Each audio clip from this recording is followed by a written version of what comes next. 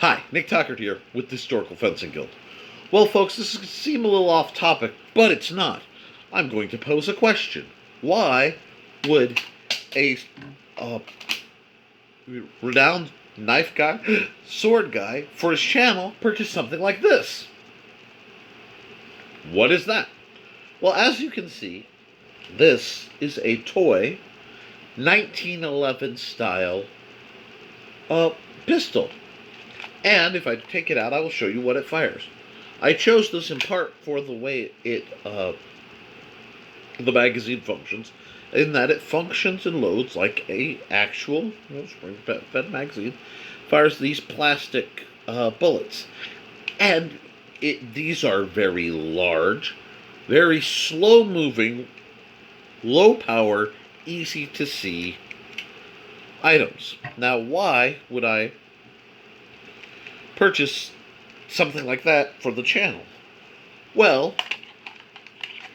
we have a gentleman that we've had for many years who previously his employment wouldn't allow him to be on film. He's trained with us, and he is a specialist both in karambit and in firearms training and hand-to-hand. He has a very elaborate background in modern martial arts, and what we've done over the years is we've talked about how period sword styles, period knife fighting, period dagger fighting crossed over with more modern techniques. And basically tested with him for our own edification how fighting a period or a period derivative style like the simple sword goes against somebody based in more modern techniques, around Krav Maga and some other hard to pronounceables. Well, we got on the topic of gun disarms. Now, gun disarms in the martial arts community are sort of a hot button issue. So, a lot of claims get bounced around. A lot of people say you can do a lot of things. And we actually have orange versions of what they call blues. They're training pistols. They don't fire anything, but they're of the appropriate weight and appropriate design so that you can practice drawing them safely. You can practice using them, removing them from somebody, things like that. But what we came up to is a lot of people, including my friend, claim to have techniques on how to disarm somebody with a handgun, relatively safely. So my thought being, let's put it to the test. Now, this is not going to function like a Nerf gun. Nerf guns are bulky. They're obvious, the mechanism, the aiming. They don't make the best demonstration products. So I needed something. Now, the thought was airsoft, but the problem with airsoft, one, is even most low-power springers are potentially dangerous at extremely close distances.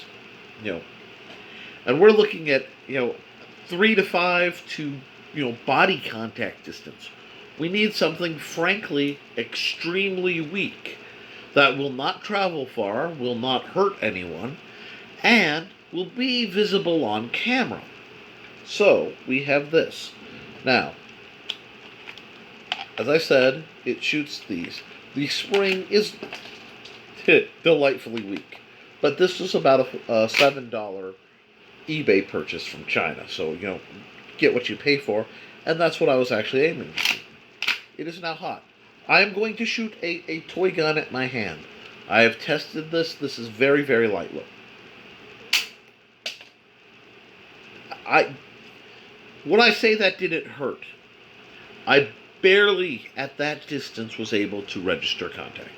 So that means wearing eye protection, or even fencing masks, we should be able to do a disarm where I note my finger, This is not cocked. It's not semi-automatic, so it cannot fire. My finger's off the trigger. But I can now point at the bat point and see if he can disarm me before I pull the trigger and shoot him in the face. And if he can, his technique is incredibly valid. Well, if not incredibly valid, it shows potential as validity. If he can't, then we know we need to look into other means. And there are a lot of methods. He knows a lot of methods. We can use this as a way to figure out what might work best. I've had people request this kind of content, and while it's a little out of my bailiwick, I exist to serve the community.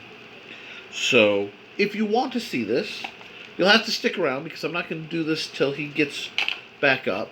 And you'll notice I've not used his name. I've not used his name because I do not know if he wants to go by his actual name or if he wants to go by, his old, we'll call it a internet handle. And until then, you'll have to find out who this mystery person is.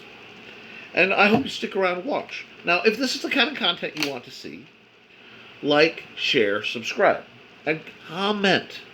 If this isn't what you want to see, if you want me to go more towards traditional stuff, possibly even doing talk-throughs through some of the masters or something like that, let me know. And I will be happy to cater some, the channel's content for the most part, to your needs and requests. All right. Next week, we will be recreating we will go over the results of the Honed in HDPE challenge.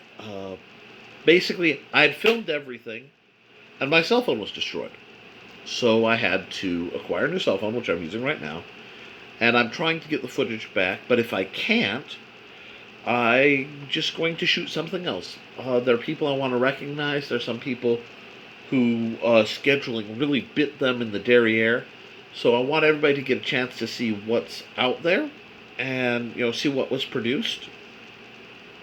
So that should be coming up hopefully this week. Thank you for your patience. And again, if you have any questions, comments, please contact us. That's what we're here for. So if you like what we're doing, look up the Historical Fencing Guild on Patreon. Consider becoming a patron. My two patrons, you guys literally are why I can afford to do many of the things that I do for the channel. It's how I can afford to buy the trainers I review. It's how I can afford to buy the materials I'm going to be doing forging videos. Without the donations of the guild, giving me materials, and my beloved patrons, I couldn't really afford to do any of this. So thank you guys. If you like my fighting style, if you like the fighting style you see and you like my method, please consider purchasing the Simple Sword from Amazon. It's available as an ebook through Kindle and as a paperback.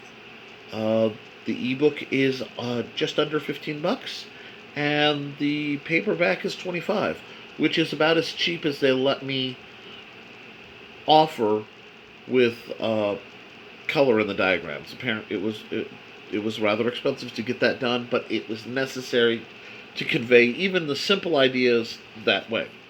So, thank you. The Strong Sword, when I'm not doing this, I'm plugging away at that. Writing a nonfiction manual like this is really, really trying.